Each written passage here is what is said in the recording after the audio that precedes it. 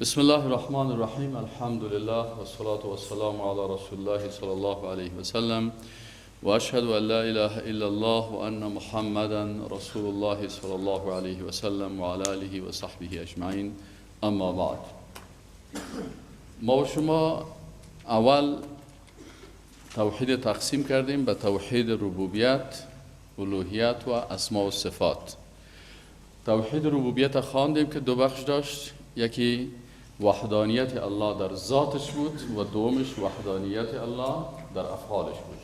این توحید ربوبیت میگفتن که ما شما خواندیم و آیات هم در قرآن شریف پیدا کردیم.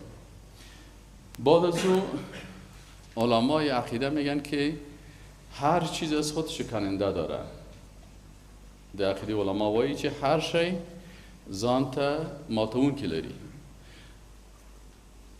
چیزایی که عقیده انسان مشکنانه و چی هست او را نواقض عقیده میگن، نواقض الایمان میگن.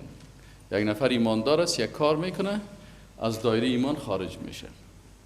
آره، وقتی که توحید ربوبیت خوانیم ضروری هست که نواقضش هم بفهمیم. بعضی کسا یک چیز را میخوانه نواقضش را نمیخوانه، یک وقت عقیده شکسته از بین رفته و ای خودش فکر میکنه والا ما بسیار آدم دیندار و متدین هستم. نواقض عقیده توحید ربوبیت دو بخش داره. اولش کفر در وجود الله سبحانه و تعالی است، دومش شرک در افعال الله متعال. شرک و کفر در افعال است. کفر در وجود الله متعال یا کفر مطلق است. مثلا یک نفر انکار میکنه مطلقا از وجود الله متعال،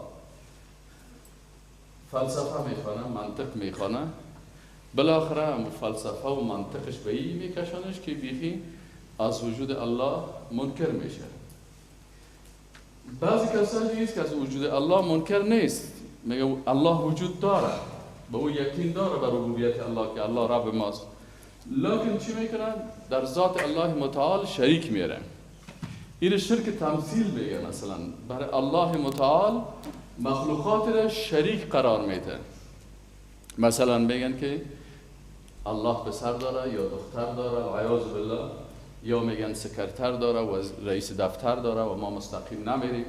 ما نعبدهم الا لیقربونا الی الله زلفا. میگه ما الله را میشناسیم، خیلی پیش بت چرا میری؟ به قبر چرا سجده میگیری؟ میگه یا که هستن دوستای الله هستن، پیش از یا میریم باز یا عریضه ما را چی میکنه؟ به الله میکنه. بعد از اون قسم دیگهش که شرک در افعال است. بعضی کسا هست که مطلقاً بعضی افعال انکار میکنن. این شرک تعطیل افعال میگن، یعنی که افعال الله را معطل قرار میدن. میگه والا ما استوا را قبول ندارم، من نزول قبول ندارم، من این فعل الله را قبول ندارم، معنایش تغییر میده، به دیگه چیزا او را ترجمه میکنه. این شرک تعطیل میگن. بعضی کسای دیگه هستن که بعضی افعال الله را به بعضی مخلوقات نسبت میدن. مثلا الله برای یکی بچه میده، به یکی دختر میده، این میره به یک شخص دیگه که برای من بچه بده یا برای من دختر بده. از بت بچه میخواه، از قبر بچه میخواه، از فالبین بچه میخواه. این شرک میکنه، شریک کردن مخلوق است در بعض افعال الله متعال. و قسم سومش چی است که اضافه بعض الافعال التي لم تثبت في الكتاب والسنة. لم تثبت في الكتاب والسنة. بعضی از افعال هست که این غالبا مردمای که با فلسفه متاثر شدن اینا چی میکنن؟ اضافه میکنن بعضی افعال به الله متعال که الله متعال او فعل بر خود نسبت نداده، نه در قرآن است و نه در حدیث صحیح و نه در روایات صحیح از رسول الله صلی الله علیه و منقول است. عاشق شدن، معشوق شدن. بعضی شاعرها هستن العیاذ بالله بعضی کلمات را استعمال میکنه که تعالی شأنه اما یصفون، که الله متعال از او ذاتش بسیار عالی مرتبه هست. این خلاصه نواقض ایمان هست. خب اول کفر در وجود الله متعال مطلقاً این چند قسم است؟ این هم اقسام مختلف داره. این مطلقاًش تقریباً اقسام مختلف داره. مثلا کفر فرعون و امثاله، کفر فرعون و امثالش است. اول کفر مطلق، کوم کفر ده چې مطلقاً د الله له وجود نه انکار کوي. دا کوم کفر ده؟ اول کفر د فرعون ده، پرون هم تاسو ویل، دیروز ما شما خواندیم. دومش الثاني كفر الفلاسفة الدهريين، کفر فلاسفه دهری هست. اینا میگن که جهان قدیم است و این جهان کس خلق نکرده و نظریاتی داشته. اینو ما شما دیروز خواندیم. دهری و فلسفه دوی کفر ده. جوایی در کائنات شده، در عالم شده، در نړۍ شده، در قدیم ده، خلق سوی نه ده، در دوی کفر ده. ثالثا كفر القائلين بالصدفة. بعضی کسا تصادف گرا هستن، فیلسوفایی که میگن جهان تصادفی نمی‌قسم پیدا شده. از کجا پیدا شده؟ میگن تو تصادفی پیدا شده دیگه، ایره کس خلق نکرده، از وجود خالق متعال انکار میکنه. چهارم قسمش کفر العلمانیه. العلمانیه در زبان عربی یعنی کفر اللادینیه، یا فارسی در انگلیسی سیکولاریزم میگن. عرب‌های علمانیه یا لادینیه میگن. چهارمش، پنجمش، خامسا کفر الدموکراتیه.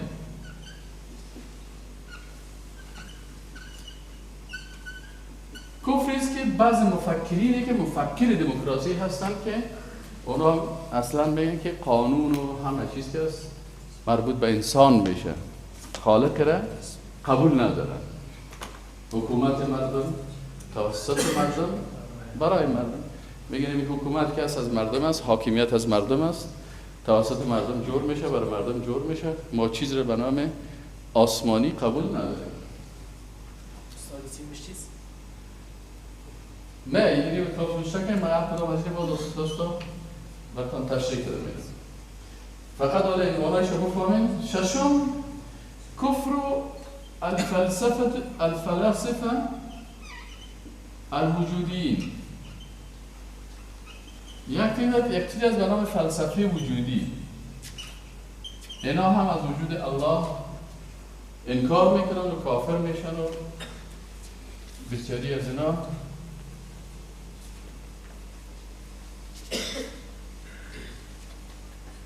هفتمش کفر فلاسفه العقلانیین.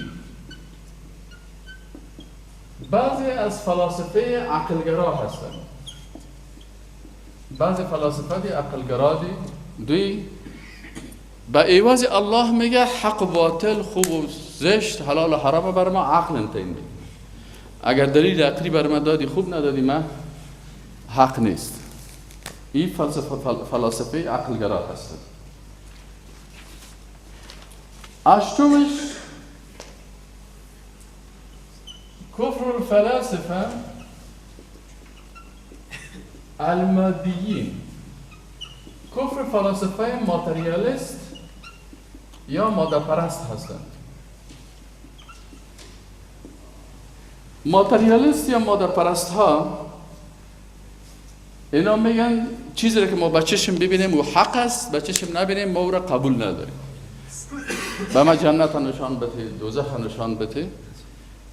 کمونستا، چین، اتحاد شوروی، دیگه کسایی که از یه پیروی میکنن میگه تا که به چشم یک چیز رو ندیدیم او رو من قبول ندارم، یا جنت انکار میکنن، دوزخ انکار میکنن، حتی وجود الله را به این قسم انکار میکنن.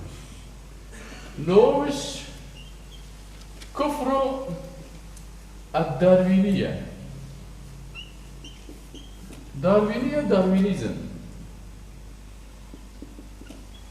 این داروینیزم یک کسی بود به نام چارلز داروین یک نظریه داشت به نام evolution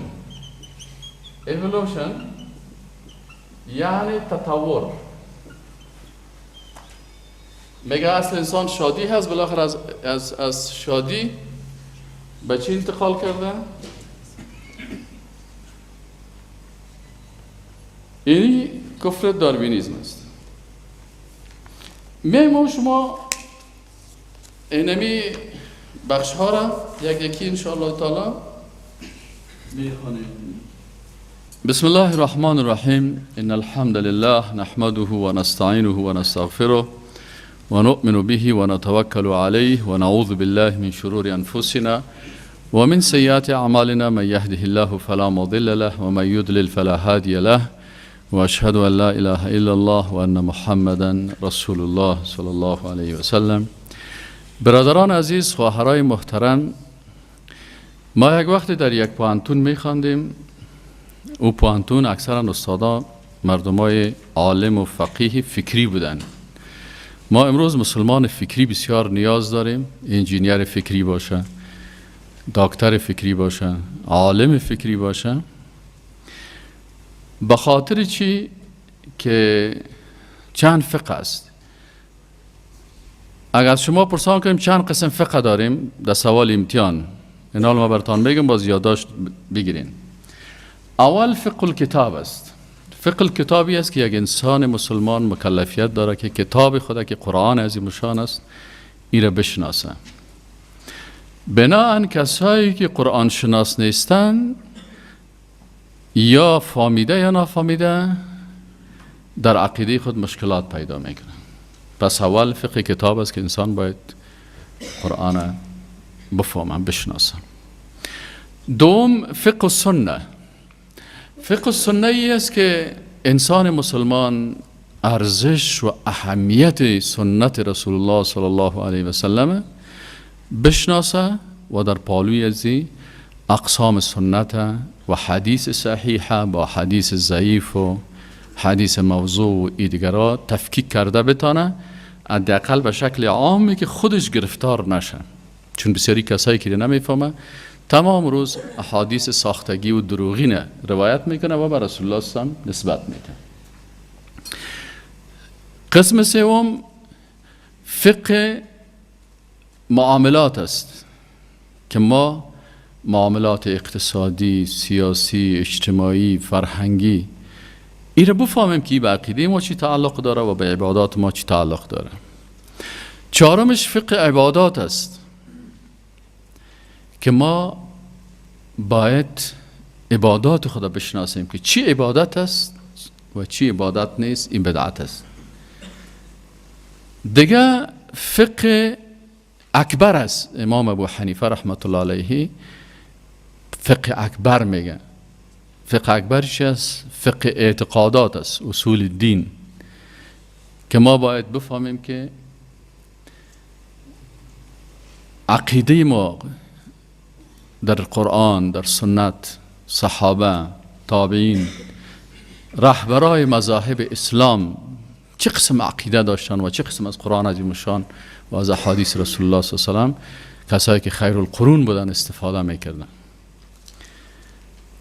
دیگه فقه الواقع هست. فقه الواقع ایره میگه که انسان مسلمان چیزی که در جهان واقع میشه دشمن بشناسی، فقه دشمن شناسی، دوست شناسی، حق شناسی، باطل شناسی. بسیاری کسا شراب میخورن در قوطیگک ها برش انداختن به نام مقوی و انرژی و مفرح و چطور شراب خورده میره یک وقت در روز قیامت یک 500 خمر انسان طویل است، یک 500 قوطی خورده باشه، یک وقت ببینید 5 کیلو شراب خورده، اما خبر نداره که ما شراب خوردیم. حتی ما قوطی را که نوشابه را میخوری، امور سعی کنید اونجا نوشته کرده که اینی 1% شراب داره، اینی 2% شراب داره، الکل داره. بسیاری که از مرغای حرام هم میخورد، امی لب سرک میره، مرغای یخزدگی از خارج میاره.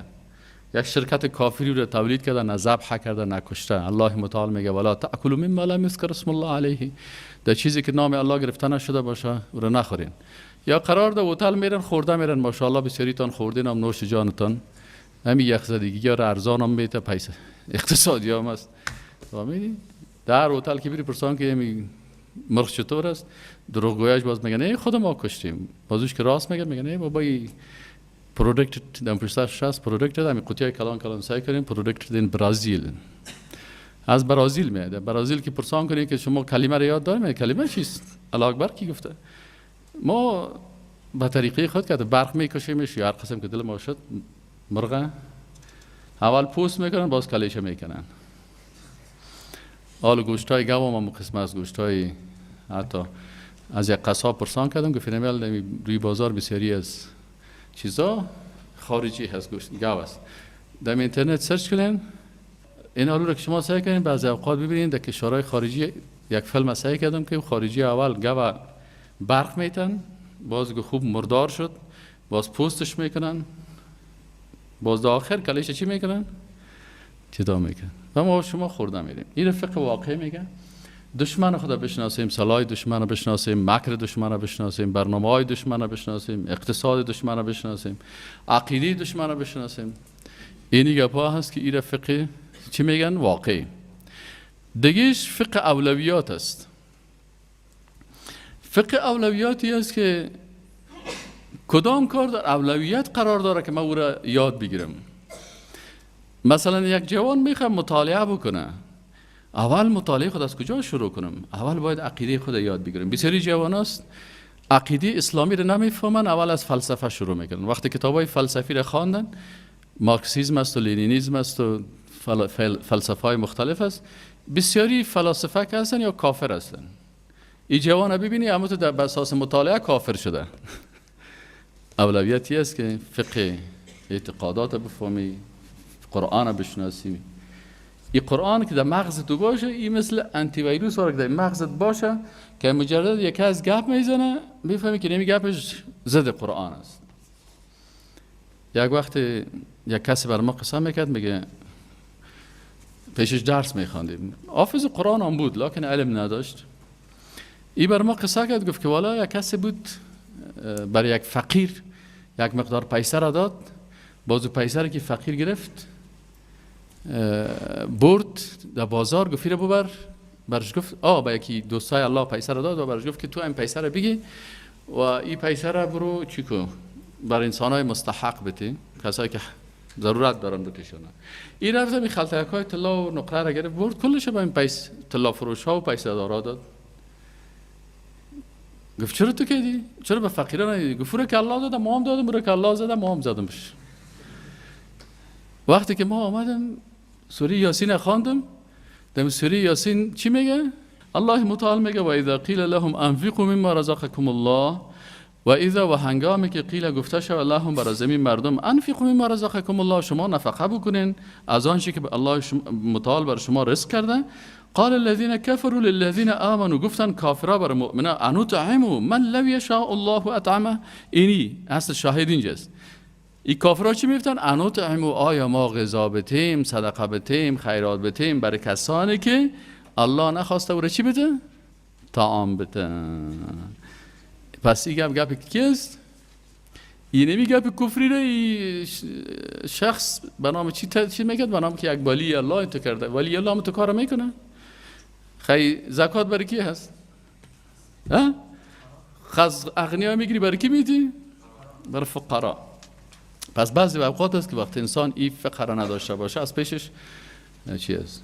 دیگه فقه الواقع هست، فقه اولویات است. علما دیگه کتاب ها نوشته کردن. بعضی علما را شما که اگر چیز کنین کتابایشون هست درباره فقه الواقع، فقه الاولویات یا هر کدامش. خب این حالا از این خاطر است علمایی که برای ما تفسیر میکنن و بسیاری این مسائل نمیفهمن، برای مردم تشریح کردن نمیتونن. این ما در نواقض توحید عقیده توحید ربوبیه باید یارا بشناسیم که این چیزا، اینی مردم ها عقیده را چی میکنن؟ خراب میکنن. احتیاط بکن. حالا خود دنیا از دیگه در موبایلت یک نفر میخواد تشریح کرده میره، تو باید بفهمی که او علی وجودی است، اینی که از ماده پرست است، اینی که از عقلگرا هست، این کافر است. پس دلیل از او دلیل از عقل خود گفته میره. خب در نواقض عقیده توحید ربوبیه اول گفتیم که چی هست؟ کفر است به وجود الله متعال مطلقاً. و این چند قسم شد؟ 9 قسم. اول قسمش دیروز خواندیم که کفر کی بود؟ فرعون و امثالش. دوم قسمش هم دیروز خواندیم که کفر فلاسفه چی بودن؟ دهریین بودن. درس امروز ما از این سومی شروع میشه. کفر القائلین بالصدفه. یک تعداد مردم هستن اونا را تصادفگرا میگن، میگه هر چیز تصادفی هم پیدا شده. مثلا پرسانش کنی نمی بوتای من چطور است؟ عبدالمجید زندانی یک عالم بسیار بزرگوار است، میگه یک فیلسوف تصادفگرا، میگه در یک جای روبرو شدم، میگه من برش گفتم من جهان کی خلق کرده؟ گفتی تصادف است. تو خودت تصادف. اما تو هیچ دیگه تو رو پیدا نکردی؟ نه اما تو تصادفی پیدا شدیم. گفتم من بوتایت میدن کجاست؟ گفت بوتای میدن چینایی است. قلمت میدن کجاست؟ گفت قلم هم چینایی است. این کالایت کجاست؟ گفت این کالای مچم اروپایی است. میگه من برات گفتم که کل چیزای تو ساخته شده، بوت هم یک کسی ساخته. تو از بوت هم که پست از دیگه هیچ کسی نداری که تو رو بسازه. این حالا اگر تصادفی بود چشم همه تصادفی می آمد می کلی هر کس می خورد.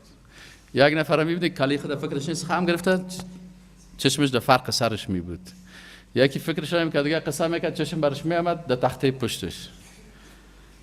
حالا وقتی که چشم هر کسی در رویش است، لقد خلقنا الانسان فی احسن تقویم، بهترین شیره، چشمش، بینیش، رویش، کلش زیباییش، کلش هم اعضای وجودش هست، هم زیبا ساخته شد. این حال ای تصادفگراها چی میکنن؟ یا کافر میشن به خاطر از اینکه اینا میگن که هر چیز بدون کدام علت وجود داشته، خالق نداره. لیس لنا رب یتصرف فینا. و میگن که اینمی نتیجه صدفه هست، تصادفی. الله متعال در جواب از اینا چی میگه؟ اینا را المعطلة الدهریه میگن، دهری هایی که تعطیل میکنن. در سوره طور آیت 35 ام خلقوا من غیر شیء ام هم الخالقون ام خلقوا السماوات والارض بل لا یوقنون. خب ام خلقوا من غیر شیء، آیا اینا خلق کرده شده اند بدون از چیزه؟ ام هم الخالقون، یعنی که خودشان خلق کننده هستند. ام خلقوا السماوات والارض، آیا اینها خلق کردن آسمان و زمین را؟ بل لا یوقنون، بلکه اینا یقین ندارن. ام خلقوا، آیا دوی خلق سویدی من غیر شیء بیلکم شیء، ام هم الخالقون، یا دوی خپل خالقان دی. ام خلقوا السماوات والارض، او یا دوی خلق کردی دی، پیدا کردی دی آسمان و مزکه. بل لا یوقنون، بلکه دادسی خلق دی چه دوی یقین لریم. و آیت دیگه چی میگه؟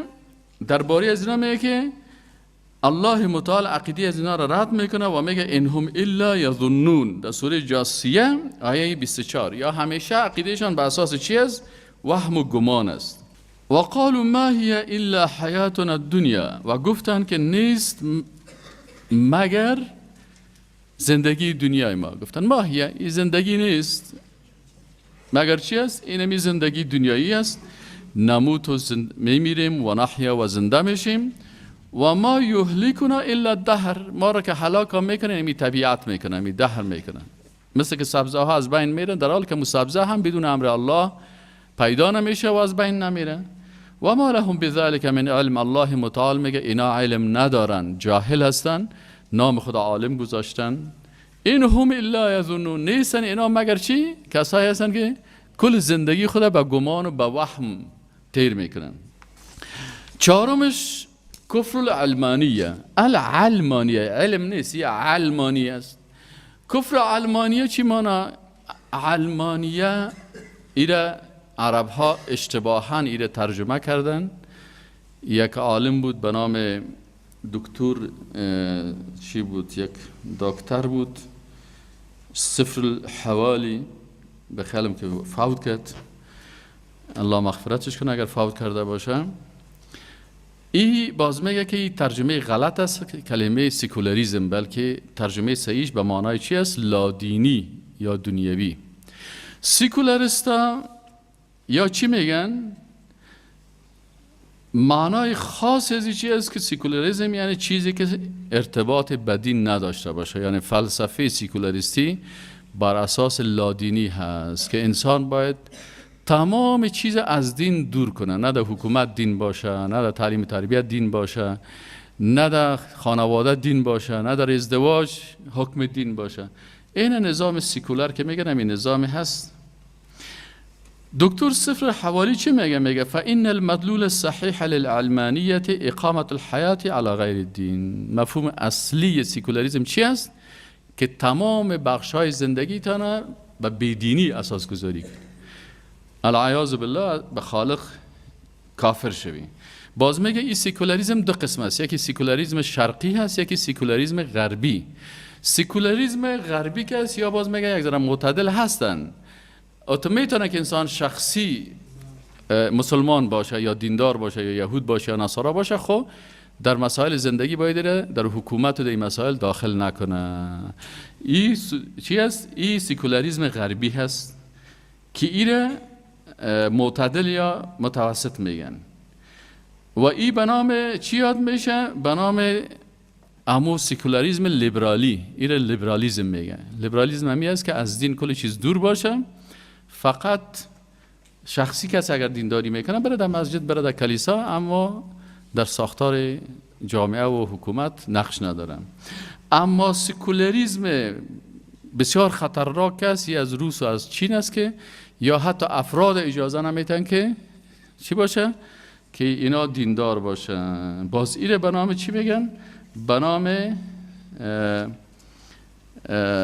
سکولاریسم شرقی یا کمونیسم و سوسیالیسم یا هست. یعنی سکولاریسم دو بخش شد، یکی از غربی هاست که لیبرالیسم است و دیگه هستی به نام کمونیسم و سوسیالیسم که باز اینا بیخی حتی دین اجازه نمیدن. و اینا هم لجنه دائمی بحوث علمی، فهمیدین؟ این یک لجنه هست که به شکل جهانی کار میکنه. این درباره سکولاریسم یک فتوا صادر کرده و میگه این یک دعوت فاجرانه کافران است که لازم است از آن در حذر بوده و غلطی های آن را بیان داریم. پس اونا میگن که سکولاریسم یک دعوت فاجرانه کافری هست. این فلسفه از اونها هست. پنجمی قسمش که است، این کلش فقه واقع هست که ما شما واقعیت ها را باید درک بکنیم که اینا کلشان به توحید ربوبیت کافر میشن. کفر دموکراتیه، کفر دموکراسی هست. کفر دموکراسی کدام یکی هست؟ کفر دموکراسی این کفر هست که اساسات ازیره اونمو سکولاریسم تشکیل میده. اصل اول دموکراسی چی است؟ از نگاه فکری که زمینی بودن قانون است. بنابراین کسایی که مؤسسین دموکراسی هستن، یکی خوی همیشه وقتی که یک مکتب مطالعه میکنین از خرزابطا و بیعقلایش استفاده نکنین، اما مؤسسین فکری اساسی از اینا را مطالعه بکنین. مؤسسین اصلی دموکراسی میگن که اصل دموکراسی با کدام پای استوار است؟ میگه زمینی بودن قانون است.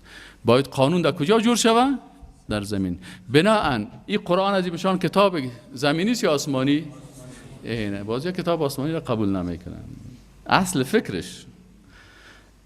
دومش چی است؟ اصل دوم دموکراسی میگه معیار مطلق وجود نداره.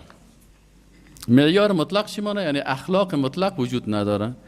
دل هر کس هر قسم لباس پوشید. حالا که میگه نه دلم هر چی تو پوشیدم، بر تو مثلا ریش اخلاق هست، برای من ریش کل کردن، برای تو لباس هست، من به لباس میگردم. بنابراین در کشورهایی که دموکراسی هست امی قسم هیچ اخلاق مطلق وجود ندارن.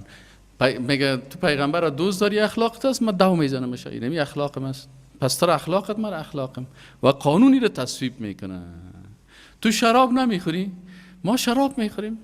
برای تو شراب خوردن شرم است، بد است، برای ما شراب خوردن یک افتخار است. پس این دو اصل اساسی دموکراسی هست که باز دو اصل دیگه تطبیقی داره. این دو اصل فکریش است. دو اصل دیگه تطبیقی داره که او عبارت از انتخابات است و آزادی ها هست. او باز دو اصل دیگه است.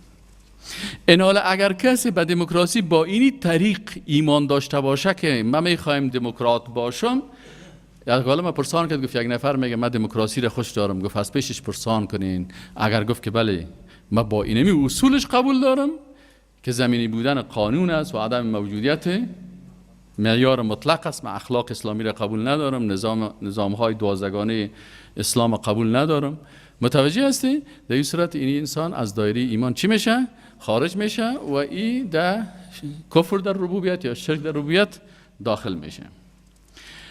ششمش کفر فلسفه وجودی هست. فلسفه وجودی یک کسی به نام جان پول سارتر بود. این سارتر در فلسفه وجودی چی کرد؟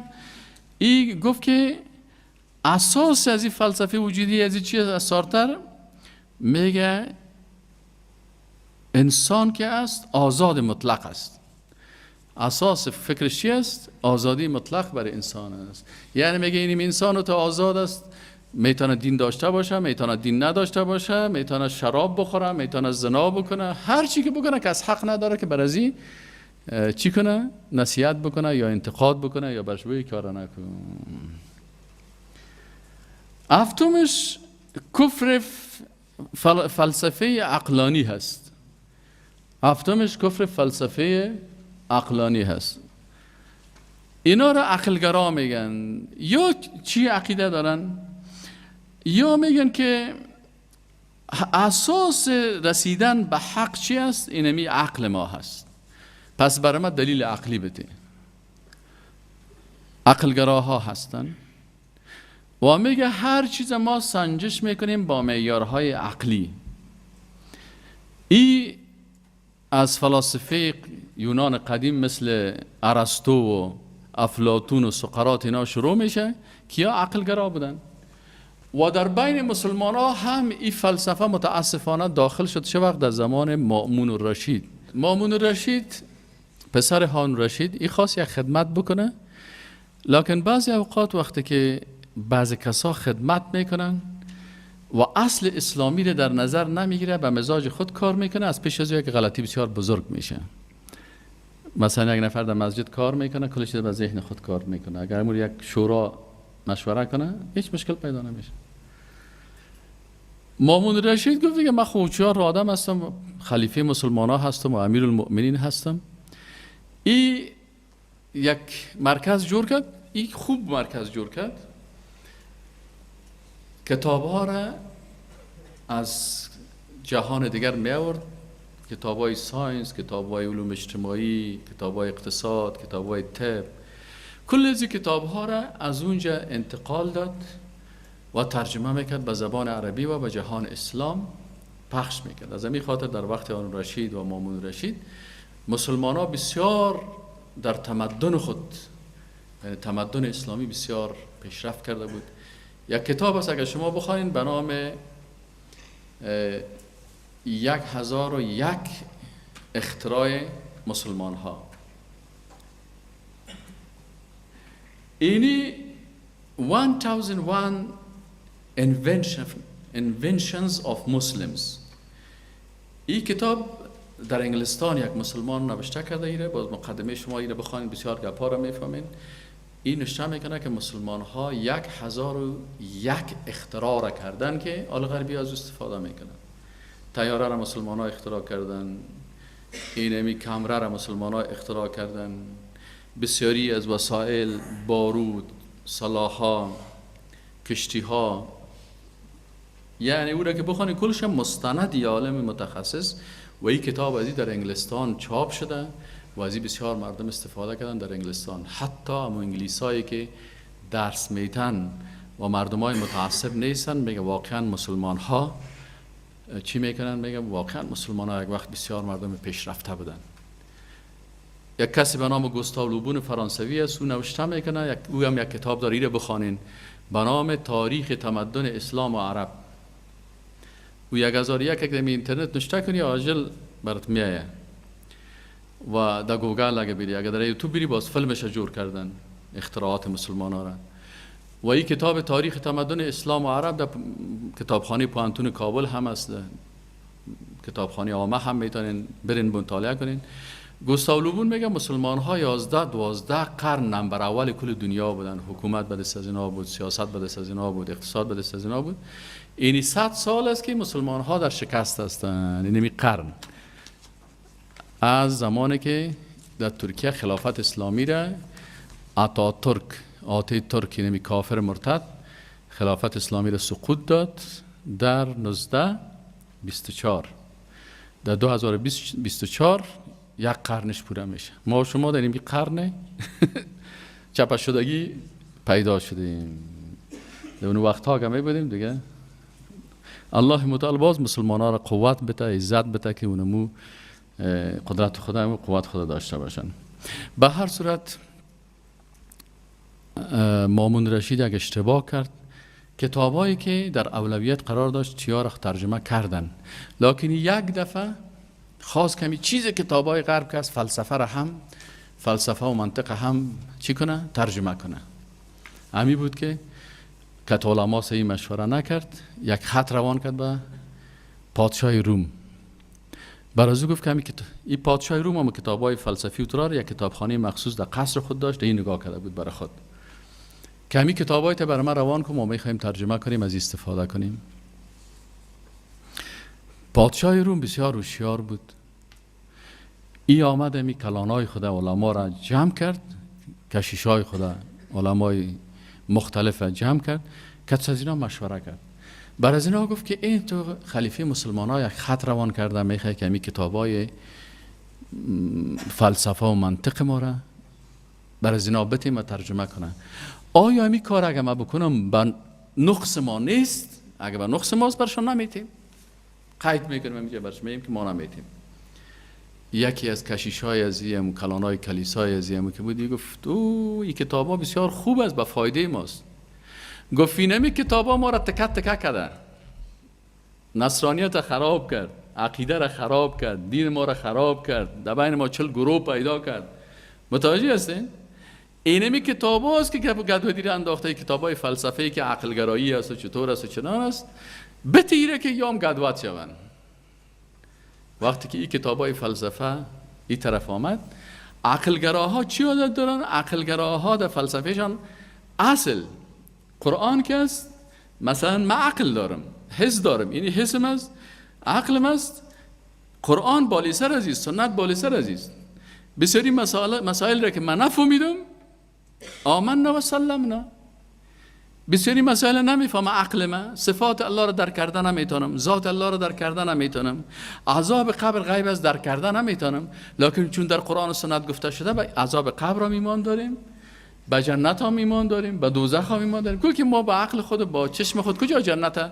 چه قسم برای یک نفر تو ثابت میکنی که جنتی وجود داره و در کجا وجود داره؟ این کلش مسائل غیبی هستن. عرش الله را ما شما در هنوز در فضا هستیم، هنوز در آسمان اول نرسیدیم. یا آسمان دوم، آسمان سوم، آسمان چهارم، آسمان هفتم، باز کرسی هست، عرش هست، لوح هست، قلم هست، کل زیره. پس یارا کلش ما چون در قرآن عظیم شان است، این از عقل ما که چی است؟ بالاتر است. عقلگراها چی کردن؟ وقتی که آمدن عقلگراها میگن نه، عقل بالاست، قرآن و سنت چی است؟ پایان است. اصل حاکم قرآن و سنت است. عقل ما، حس ما تابع چی است؟ قرآن و سنت است. عقلگراها میگن نه، حاکم عقل است. حسگراها میگن حاکم چی است؟ حس است. این از این خاطر در بین مسلمان ها چی پیدا شد؟ معتزله پیدا شد. جبریه پیدا شد، قدریه پیدا شد. یا از کجا پیدا شدن؟ از اینمی فلسفه های عقلگرایی و عقل پرستی.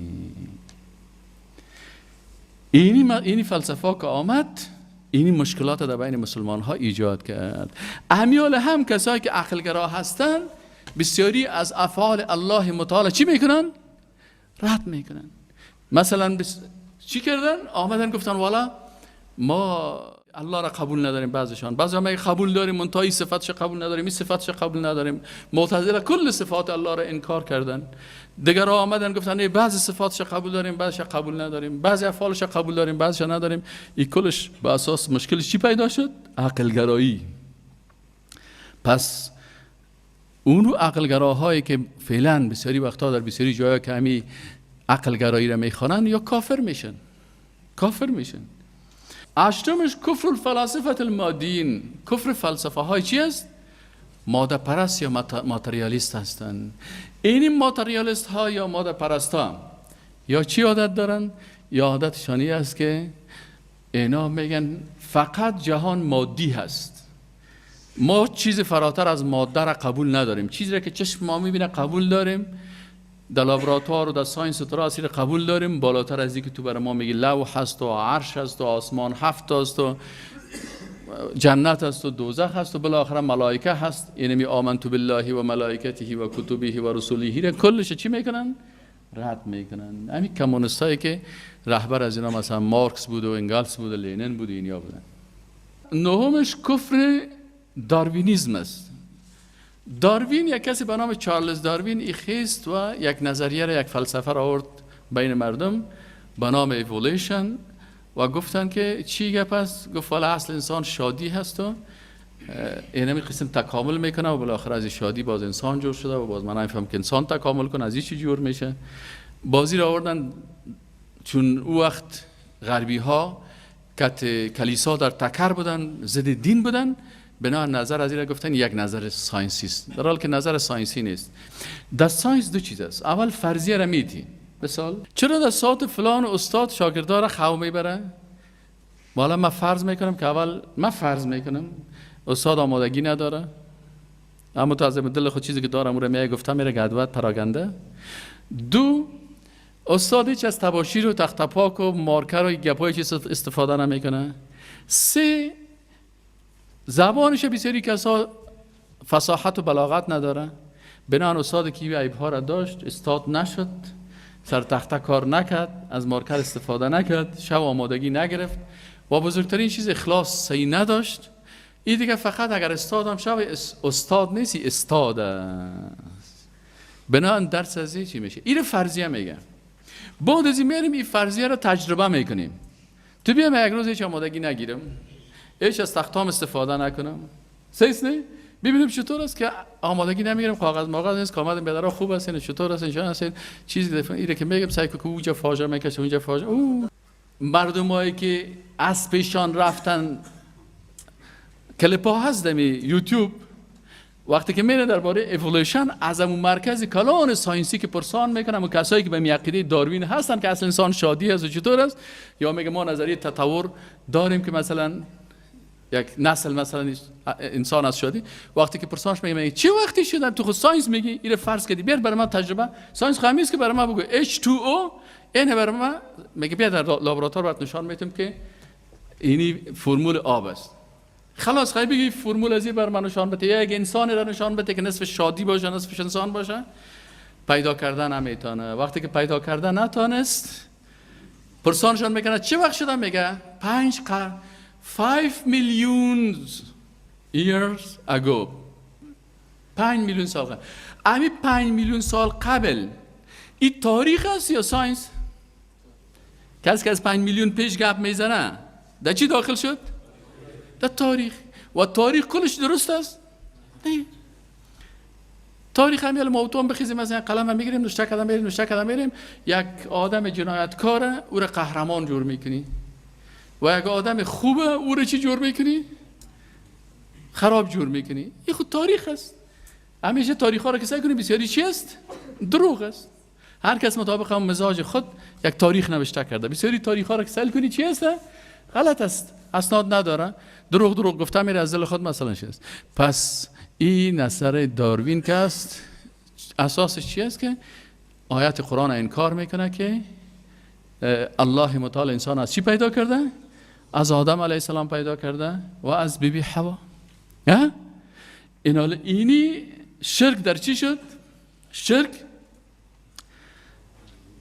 در ربوبیت، در کدام بخشش؟ در وجود الله که مطلقاً یا انکار میکنه. قسم دومش شرک در ذات الله هست که به الله یک مخلوق شریک بسازن.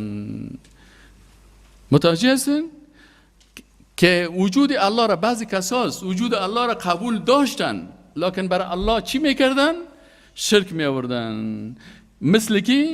مثل شرک قریشی ها که بتها را به الله شریک میکردن، میگفتن یا سکرترای الله هستن، رئیس دفترش هستن، ما پیش از اینا میریم. فلسفه بت پرستی و قبر پرستی چیست؟ فلسفه بت پرستی و قبر پرستی است که اینا دو فلسفه دارن. فلسفه اولشان است که اینا الله متعال با پادشاه ها تشبیه میکنن. اول چی عقیده دارن؟ الله را با پادشاه ها تشبیه میکنن. این یک کفر است، شرک است. دو، وقتی که الله را با پادشاه تشبیه کردن، باز میگم همین قسم که پادشاه سکرتر داره، رئیس دفتر داره، مقربین داره، اول عریضه بر ازوا میتی، باز عریضه به بالا میبره. اینمی فلسفه دومی از اینا را، همی عقیده باطل دومی از اینا را این آیت قرآن تشریح میکنه. الله متعال میگه الا آگاه باشین او مردم، لله الدین الخالص، دین خالص که از بر الله هست، دین حقیقی و خالص که تشبیه دو به پادشاه و به مخلوق نشه الله، و دین الله هست. والذین اتخذوا من دونه اولیاء، بعضی کسا که گرفتن بغیر از الله اولیاء و دوستان گرفتن، از پیش از اینا پرسان میشد خیلی چرا پیش از این بتها میرین؟ شما خو الله را میشناسین؟ چرا پیش از این بتها میرین؟ چرا پیش از این مردم حبشه پیش قبرها میرفتن و بر از اونا عذر خدا میکردن، بر اونا نظر میکردن، قربانی میکردن؟ و دلیلشان چی بود؟ ما نعبدهم الا لیقربونا الی الله، ما این بتها و این قبرها را عبادت نمیکنیم مگر به خاطر از اینکه ما را به الله قریب میکنن. مثلا پیش سکرتر چرا میری؟ پیش رئیس دفتر چرا میری؟ او رئیس دفتر یا سکرتر چرا ناز میتی؟ میگه به خاطر از این برش میریم عذر میکنیم، عاجزی میکنیم، سر خدا خم میکنیم که سکرتر و رئیس دفتر عریضه ما را بر کی میته؟ به پادشاه میته. پس ما پیش از این بتها و قبرها هم میریم به خاطر که سکرتر است، رئیس دفتر است. متوجه هستین؟ اینمی دلیل بت پرستا و قبر پرستا است که الله متعال رد میکنه. میگه والذین، و اما کسانی که اتخذوا گرفتن من دونه بغیر از الله اولیاء، دوستا گرفتن، بتها را گرفتن، قبرها را گرفتن، ما نعبدهم، دلیلشان چی است؟ میگن ما یار عبادت نمیکنیم. ببین بر از یا عبادت میکنن به این مخلوقات، به نامش نظر میبره، به نامش قربانی میبره، برای بت مثلا سجده میکرد، رکوع میکرد. چرا این کارو میکنه؟ الا لیقربونا الی الله، میگه یا ما رو به الله چی میکنه؟ قریب میکنه. زلفا به قریب کردن. الله متعال میگه این مشرکین که است، ان شما جگرخون نشین، ان الله یحکم بینهم فیما هم فیه یختلفون، الله در بین از یا باز فیصله میکنه در آنچه که اینا اختلاف میکنه. با نشان مرگ از دیگر است که باز مرد، باز روز قیامت باز میگن بخوای امو اولیایت، امو بتهایت، امو کسایی را که تو به او سجده و عبادت میکردی. ان الله لا یهدی من هو کاذب کفار، الله و انسان دروغگوی بسیار کفر کننده و ناسپاس و ناشکر هدایت نمیکنه. باز آیات دیگه قرآن الله متعال میگه الله الصمد، الله بی نیاز است، بس سکرتر و رئیس دفتر و گپا نیاز نداره. و بر رسول الله سمیه که اذا سألك عبادی عنی فانی قریب، من به بنده خود چی هستم؟ وقتی که الله با ما نزدیک است. و در آیت دیگه قرآن چی میگه؟ و نحن اقرب الیه من حبل الورید، ما به بنده خود از چی کده نزدیک هستیم؟ لکن نزدیکی الله را با نزدیکی مخلوق تشبیه نکنیم. الله با علم غیب خود، با صفات و افعال که شایسته ذاتش است، به ما نزدیک است. متوجه هستیم؟ بنان الله متعال میگه ما به بنده خود بسیار نزدیک هستم، در قلبشم که یک کلمه خطور میکنه من میفهم چی ضرورت است پیش سکرتر بره و رئیس دفتر بره. اینی یک قسم شرک از اینا بود. شرک دیگه بعضی کسای دیگه باز میفتن نه الله بچه داره دختر داره. سوره توبه آیت 30 رو بکشین. و قالت اليهود عزیر ابن الله. این یهودیا چه وقت کافر شدن؟ بعد از تحریف، کتاب خود تحریف کردن. موسی علیه السلام میگفت که لا اله الا الله، الله ذات یگانه هست. یهودی آمدن کتاب خود تعریف کردن و گفتن و قالت الیهود عزیر ابن الله. یک شخص نیک بود، یک ولی الله بود به نام عزیر، گفتنی بچه الله هست. و قالت النصارى، و نصرانی ها چی گفتن؟ یا هم انجیل چی کردن؟ تحریف کردن. و قالت النصارى المسیح ابن الله، گفتن مسیح کس عیسی مسیح بچه الله هست. الله متعال میگه ذلك قولهم بافواههم، این سخنای دروغ زبانهای خود ایره میگن.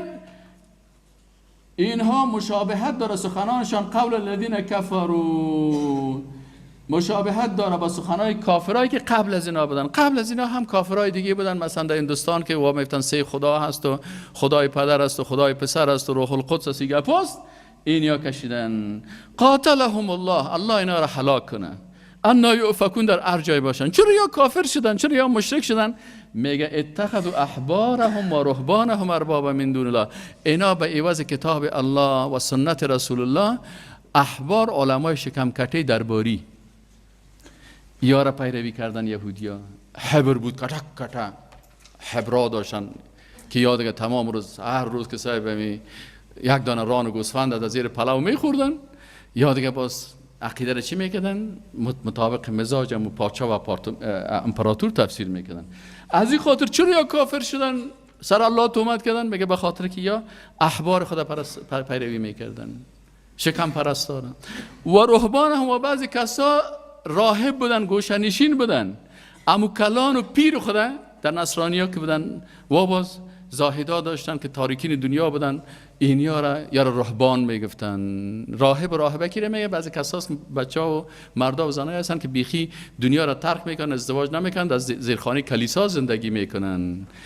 اینا هم دین چی میکردن؟ تحریف کردن. فهمیدین یعنی؟ اینه.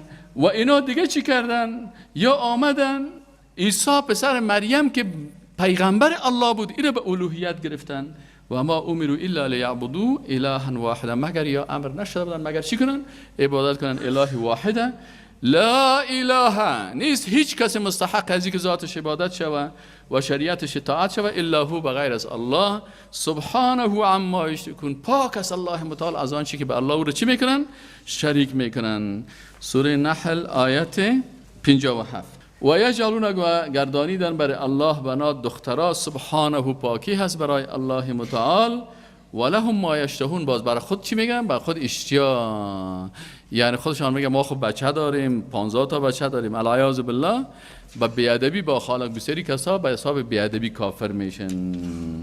و بعض دیگه شان چی کردن؟ جنها را. سوره انعام آیت 100.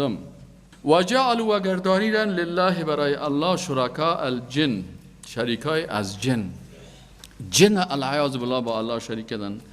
و خلقهم، در حالی که الله متعال کل اینا را خلق کرده. و خرقوا له بنین و بنات بغیر علم، و با الله متعال از دل خود جور کردن چی؟ دخترها و پسرها را بدون علم. این کلش انسانهای بیدانش هستند. الله متعال میگه که سبحانه و تعالی عما یصفون، الله پاک است و بسیار عالی مرتبه هست از آنچه که اینا او را با الله مثلا شرک میارن و صفات را که بر الله نسبت میتن. الله متعال سبحانه و تعالی ما و شما را از این شر از اینا و از این چیزا خلاص کنه. و یک نقطه آخری که هست شرک سامری. سامری یک عقیده نوی را کفری را چی کرده بود؟ ساخته بود. شرک سامری چی بود؟ شرک سامری ای بود که سامری بر مردم گفت که العیاذ بالله او خالقی که موسی علیه السلام بر شما میگه یک گوساله را ساخت. گفت این خالق العیاذ بالله در داخل از این گوساله چی شده؟ داخل شده. این را حلول میگن. عقیده چی؟ حلول. گفت که موسی علیه السلام وقتی که رفت نه کلگی اینجا ماند، سامری شروع کرد یک دانه طلا را جمع کرد، یک دانه گوساله جور کرد.